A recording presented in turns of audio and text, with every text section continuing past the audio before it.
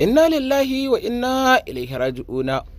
Rundunar 'yan bindiga dai sun sake wani mummunar bidiyon da suke yi wa al'umma yankan rago, musamman ma dai a cikin wannan wata ta Ramadana mai albarka a wani ƙauye a jihar Zamfara. Sannan ƙungiyar 'yan tada kayan bayan nan ta ƙungiyar ISWAP sun sake wani bidiyo yayin da suke tabbatar al'umma akan cewa bom ɗin da ya tashi a Taraba a gidan giya ya hallaka mutane akalla sama da 16.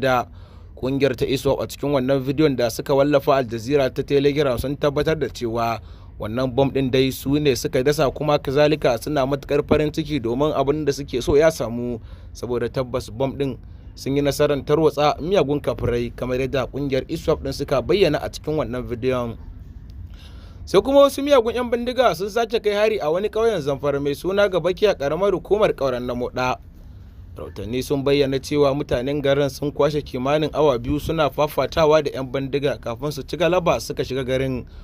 Wato dai rahotanni sun nuna tabbas mutanen Gabaki a karamar hukumar ƙauyen Namoda ba karamin jarumta suka nuna gurin kare kansu daga 'yan bindigan ba, sai dai sakamakon 'yan bindigan sun rike muggan makamai. Masu sauraro sai ku gyara zama tsab domin jin cikakkun rahotannin gaba ɗayansu.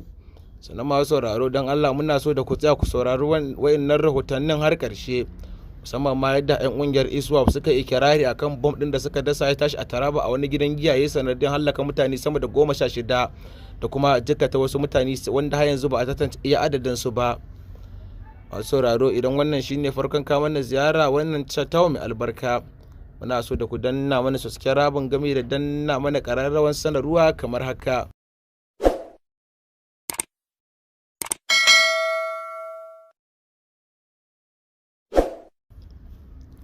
Ga cikakkun rahotannin. 'Yan bindiga sun sake kai hari a wani gari a Zamfara, inda suka raunata mutane da dama kuma suka sace dabbobi da yawa da ba a tabbatar da iya adadin dabbobin da 'yan bindigan suka kwamushe ba, kamar yadda jaridar TVC ta ruwato cewa lamarin ya faru ne a ƙauyen Gabake da ke ƙaramar hukumar Ƙauren Namoda a jihar ta Zamfara. Maharan sun afka ƙauyen da yammacin ranar Alhamis suka yi fafata da mutanen garin na fiye da awa 2, kamar yadda TVC ta ruwato. Wato da rahotanni sun bayyana cewa tabbas mutanen wannan ƙauyen ba ƙaramin gagarumin namijin ƙoƙari suka nuna ba, musamman ma dai wurin da suka yi tsayin daka suka yi fito na fito da 'yan bindigar, domin tabbas jaruman garin da kuma al'ummar garin ba ƙaramin namijin ƙoƙari da kuma jarumta suka nuna gurin tsayin daka domin ganin hana 'yan bindiga cin zarafin 'yan uwansu da kuma matayensu game da tsoffinsu ba.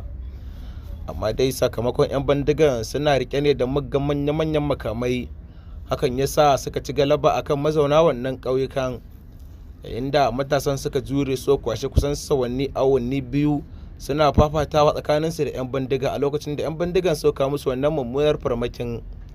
Amma daga bisani 'yan bindigan sun yi nasarar sace shanu da tumaki mallakar mutanen garin, tare da tarwatsa wasu da kuma jikata wasu. Wasu cikin waɗanda suka jikata sakamakon harbinsu da aka yi da bindiga suna tuna asibiti a halin yanzu suna jinya, amma ba a bayyana asibitin da aka killace su ba. Sai dai har yanzu dai da muka garzo muku da wannan rahoton ba a samu ji ta bakin 'yan sanda ba. Rundunar 'yan sandar jihar ba ta riga ta ce komai ba game da afkuwar lamarin, domin an nemi ji ta bakin kakakin 'yan sandar jihar wato Muhammad Shehu, amma ba a same shi a waya ba. Kimanin kilomita 5 ne nisan da ke tsakanin ƙauyen Gabake da garin Namoda, inda 'yan bindigan suka kai wani mummunar farmaki a kuma wasu yankunan jihar Katsina, inda suka sace mutane da kuma yi wa mutane al'umma yankan rago. Tabbas dai da dama dai mazauna yankunan jihar Zamfara suna fama ne da kuma tashin tashina.